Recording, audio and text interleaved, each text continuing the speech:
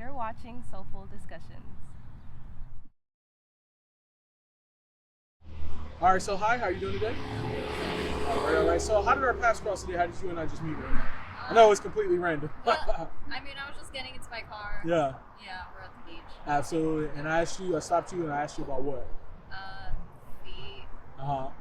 What? You remember the other two topics? No, I think I just remember feet. That stood out the most. Okay. Yeah, that's it. So feet, mental health, and reflexology. Okay. So when you heard feet, first thoughts that went through your mind. Like feet. Really? That's the first thing that went through your mind? Okay, that's interesting. All right, so I'm gonna just ask you a couple of questions in terms of like how you feel about that, and just feel free to answer however you like. Okay. What about mental health? Are there any topics that come to mind when you hear that term? Or? I'm studying clinical psychology, so Oh, sweet. a lot. Okay, so you might know about the topic that I'm actually going to cover today.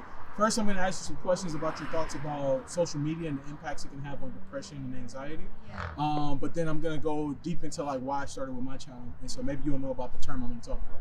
Okay. What about reflexology? You ever heard of it? I bet you have. You just probably don't recognize the term. Okay. So I'm going to give you some information today, and just tell me what your thoughts are about it when you hear about it. Okay. All right. So let's start with the first question. What are your thoughts about how the world is starting to become more aware of mental health and what we're doing? How do you feel about that? Okay. I think since COVID, definitely people started becoming aware of mental health and take care of your mental health. Mm-hmm. And I think it started helping like the stigma against mental health kind of start to go down a little bit more. Or Yeah. start to kind of gentle about that. Because for a long time, obviously, people have a large stigma about what mental health is and not really believing that it is a thing these days. Yeah. So even coming from that to knowing that it is a thing and that it's an acceptable thing to talk about and be honest and open about, that's definitely helpful. Got it. Absolutely. Yeah. I think it's starting to become, a lot of the women I talk to, they say about 10, 15 years ago, like if you were talked about like dealing with depression, anxiety, a lot of people would like just kind of shrug it off and be like, just get over it. You just got to give it some time or whatever like that. So it's good to see that there's a lot of resources and people who are willing to like provide information about it. Absolutely. Yeah. In terms of social media, right? What are your thoughts about it, and then how do you use it yourself? Social media, it's definitely a tricky thing. It could be helpful in connection and keeping in touch with people when you need it, but definitely it could be harmful because it definitely is sometimes one-sided where you do have the power to make what your social media look like. And so definitely there's definitely people who have to feel or may feel pressure or may feel inclined to keep up like a certain lifestyle appearance when they're using social media. And I think things like that are definitely negative for mental health for other people because then you feel pressure like I'm not doing what they're doing or my life doesn't look like theirs and that definitely. So like, why is it different for me, right? So it feeds into the cycle of maybe feeling pressure to be like that, feeling negative that you're not like that, and so it definitely can be like it's a double-edged sword. Yeah, but a lot of the stuff that we see, right, kind of like to your point of what you're saying, it's like false positives because it's people who are like only showing one side of it. They don't show like what it takes to get to that point or anything like that. They kind of just show you the finished product, but it's like, so you go in your mind, you say, oh, this person's 18 and they have, this type of car. Like, why don't I have that, right? So, absolutely. In terms of social media, let's say somebody came to you and they gave you the power to change whatever you wanted about it, right? Is there anything that you would change about it, or do you think it's fine how it is? I mean, there's definitely a lot to change about it. Okay. It's not. Yeah, there's definitely stuff to change. I'm not too sure like what I would change. Yeah. I mean, it's kind of like a broad like topic, right? It's a lot. Like, there's definitely. I think maybe I would change that what I said about feeling like you have to lead a certain lifestyle on social media. I think that would be the thing I would want to change. Okay. But yeah, it's definitely something that hopefully our relationship with social media changes in the future and is more positive, so that way it has less of a negative impact. Absolutely. In terms of anxiety, right? Is there anything in life that brings you anxiety? And if so, when you feel moments of anxiety, what do you do to counteract that? There's a lot of stuff that gives me anxiety. Wow. There's so much. It's like, let's open it up real quick. Yeah, Right? I mean, I moved to Long Beach last year in August, so especially since then, those Were you originally from Cali, or you moved from? I'm from California, but I'm from San Jose, so up north. Oh, and sweet. I came here without friends or family in the Okay. area. So Yeah. it was a lot of anxieties about how am I, like, if I break down my car, like, what do I do? What are you gonna do? Yeah. There was a lot of, like, lack of safety, a lot of lack of stability, so a lot of those emotions gave me anxiety.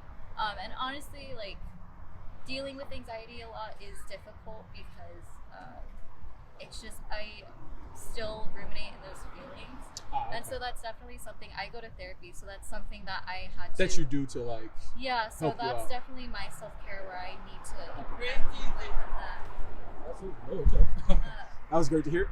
But yeah, there's definitely a lot of stuff, even from like feeling social anxiety. I still feel that every once in a while. Absolutely. Yeah.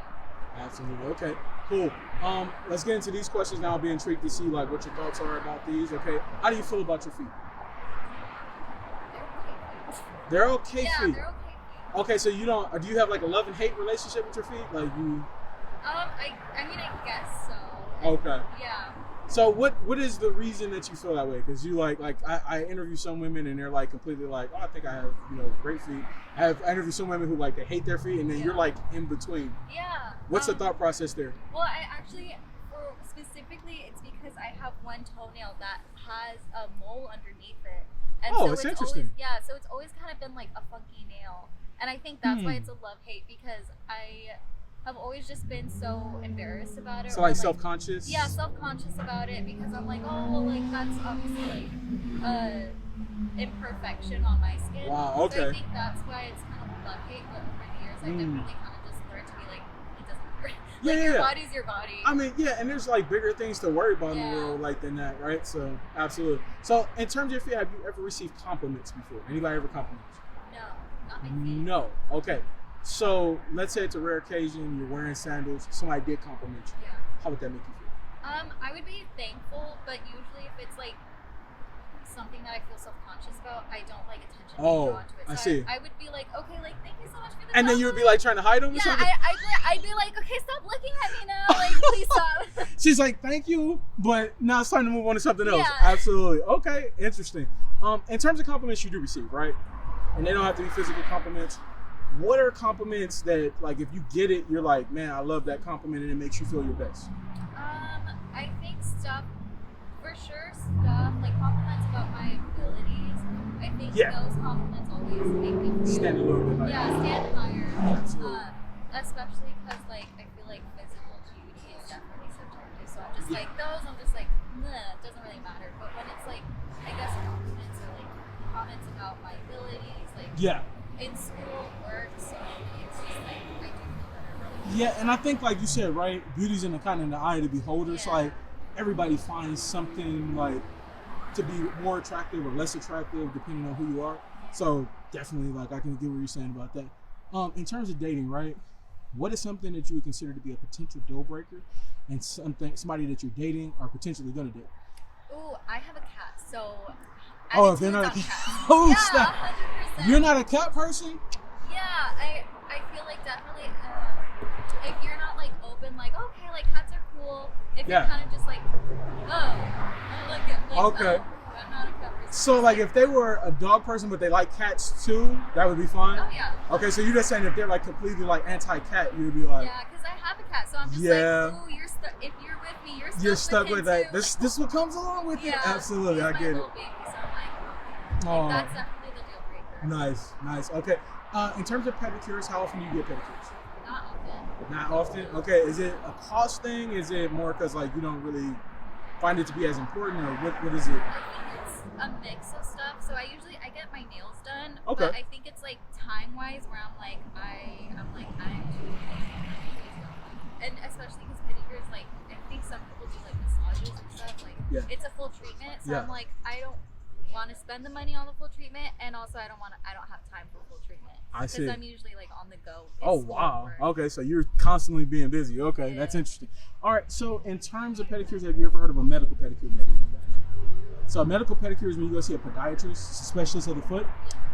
They take a look at your feet to like check your feet for like dead skin, fungus. They check like your skin, your feet, your toenails to make sure like they're growing correctly. And they also check for like your toe alignment to be like correct. What would your thoughts be on maybe seeing somebody like that as opposed to like a cosmetic pedicure? Where it's like more in-depth like information they can give you. I feel like that'd be cool. Okay. Yeah. So that would be something you would be like more open into. Yeah, I was like, Okay. Nice. Interesting. How often do you wear open-toe shoes, sandals, flip-flops? Not often? Oh, often. Okay. Well, because you're now in Long Beach. So yeah, absolutely. How often do you go barefoot? No shoes? It depends. Like if I'm on the beach, of course I'm taking my shoes off. If I'm not taking my shoes off. Well, yeah. What about the park though? Like if you're at the park, you got a blanket, you're like Oh yeah, shoes off. shoes off. Now it's funny because some people who I interview about this, they say like, I keep my shoes on at the park, and I'm like, Yeah, especially because I mean flip flops all the time. So Yeah. like if I'll do this all the time. Like if I bring a blanket and I'm studying, I'm picnicking, like I'll take my shoes off. okay, interesting. All right, cool. All right, so now can we see what your feet look like? Huh? Sure. Okay. Can you like turn them this way? All right. And then just put them both down in the seat. All right, cool. So what size shoe do you wear, first of all?